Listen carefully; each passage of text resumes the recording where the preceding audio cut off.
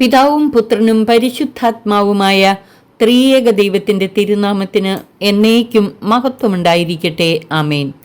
കർത്താവിനാൽ ഏറ്റവും അനുഗ്രഹിക്കപ്പെട്ട പ്രിയ സഹോദരങ്ങളെ, വലിയ നോമ്പിലെ 5ഉം 6ഉം ദിവസത്തെ ധ്യാനങ്ങൾ ഈ എപ്പിസോഡിൽ ഒരുമിച്ച് നൽകുന്നു.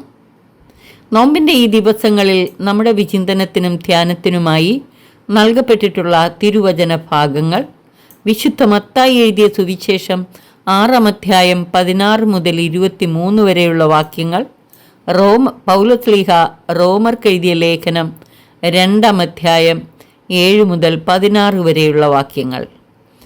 3 പ്രധാന സന്ദേശങ്ങളാണ് ഈ സുവിശേഷ ഭാഗം നമ്മുടെ പരിചിന്തനത്തിനായി നൽകുന്നത്. ഒന്നാമത്തേത് ഉപവാസത്തെ സംബന്ധിച്ചുള്ളതാണ്.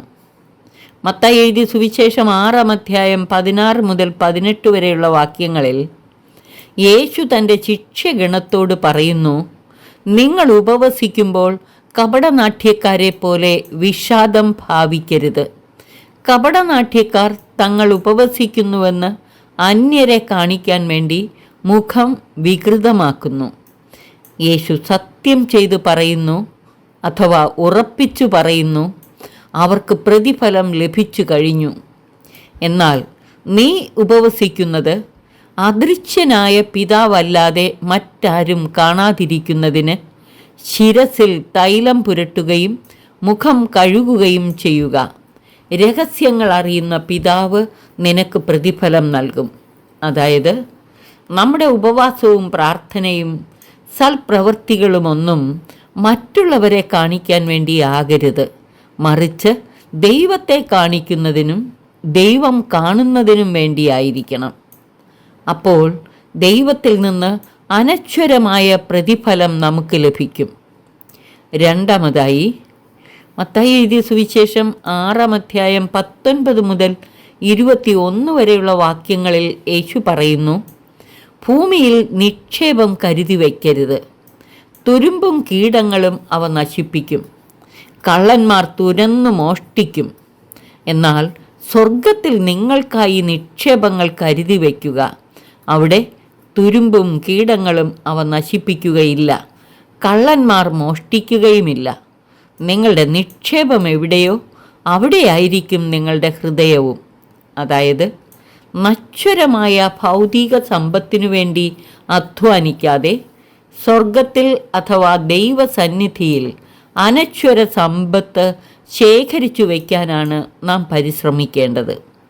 എവിടെയാണോ നാം നിക്ഷേപങ്ങൾ കരുതി വയ്ക്കുന്നത് അവിടെയായിരിക്കും നമ്മുടെ ഹൃദയവും.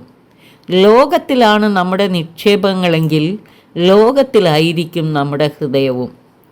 ദൈവസന്നിധിയിലാണ് നമ്മുടെ നിക്ഷേപങ്ങളെങ്കിൽ സ്വർഗത്തിലായിരിക്കും നമ്മുടെ ഹൃദയം.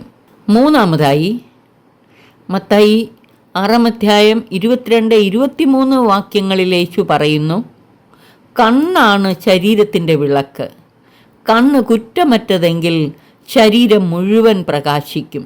കണ്ണ് ദുഷ്ടമാണെങ്കിലോ ശരീരം മുഴുവൻ ഇരുണ്ടുപോകും. ഇവിടെ കണ്ണെന്നതുകൊണ്ട് അർത്ഥമാക്കുന്നത് നമ്മുടെ മനോഭാവത്തെയും കാഴ്ചപ്പാടുകളെയുമാണ്. ശരിയായ മനോഭാവവും കാഴ്ചപ്പാടുമുള്ളവരാണ് നാം എങ്കിൽ നമ്മുടെ ജീവിതം മുഴുവൻ പ്രകാശമാനമാകും. ഇവിടെ കണ്ണിന് ശ്രദ്ധ എന്ന അർത്ഥവുമാകാം.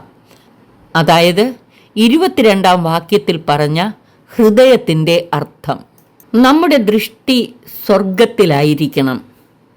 സ്വർഗത്തിൽ നിക്ഷേപം കണ്ടെത്താൻ സഹായിക്കുകയാണ് കണ്ണിൻ്റെ ധർമ്മം.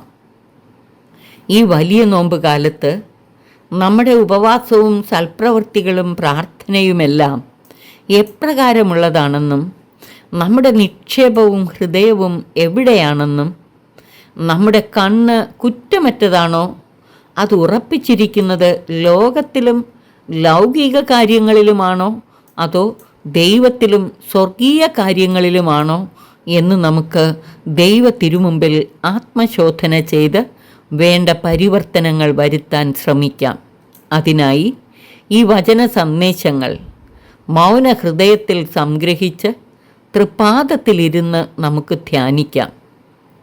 ദൈവമേ, അങ്ങയെ മഹത്വപ്പെടുത്താനും അങ്ങിൽ നിന്ന് പ്രതിഫലം ലഭിക്കുവാനും സ്വന്തം വിശുദ്ധീകരണത്തിനും അനേകരുടെ വിശുദ്ധീകരണത്തിനുമായി അങ്ങേ തിരുമുമ്പിൽ ഉപവാസവും സത്കർമ്മങ്ങളും അനുഷ്ഠിക്കാൻ അങ്ങയുടെ മക്കളായ ഞങ്ങളെല്ലാവരെയും സഹായിച്ച് അനുഗ്രഹിച്ചാലും. കർത്താവേ, ഞങ്ങൾ ലൗകിക സമ്പത്തിനു വേണ്ടി നെട്ടോട്ടമോടുന്നവരാകാതെ സ്വർഗത്തിൽ നിക്ഷേപങ്ങൾ കരുതി വയ്ക്കുന്നവരാകാനും കുറ്റമറ്റ മനോഭാവവും കാഴ്ചപ്പാടുമുള്ളവരായി തീരാനും ഞങ്ങളുടെ ഹൃദയവും ദൃഷ്ടികളും ദൈവത്തിലും സ്വർഗീയ കാര്യങ്ങളിലും ഉറപ്പിക്കുവാനും ഞങ്ങളെ സഹായിച്ചനുഗ്രഹിച്ചാലും.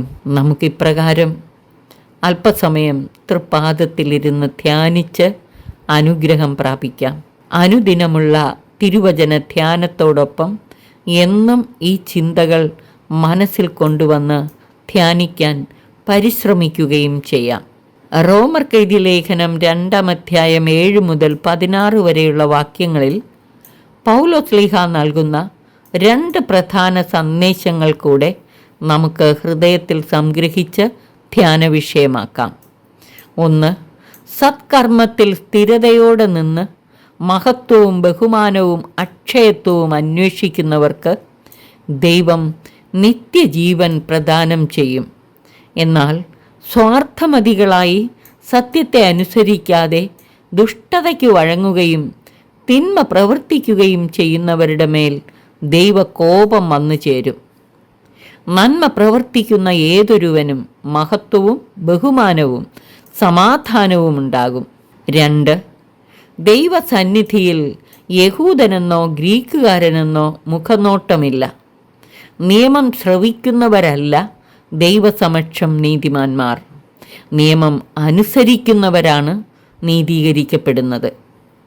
നിയമം ലഭിച്ചിട്ടില്ലാത്ത വിജാതീയർ നിയമം ആവശ്യപ്പെടുന്ന കാര്യങ്ങൾ സ്വാഭാവികമായി തന്നെ നിറവേറ്റുമ്പോൾ നിയമത്തിൻ്റെ അനുശാസനം തങ്ങളുടെ ഹൃദയങ്ങളിൽ എഴുതപ്പെട്ടിരിക്കുന്നുവെന്ന് അവർ സ്പഷ്ടമാക്കുന്നു. അവരുടെ മനസാക്ഷി അതിന് സാക്ഷ്യം നൽകുന്നു.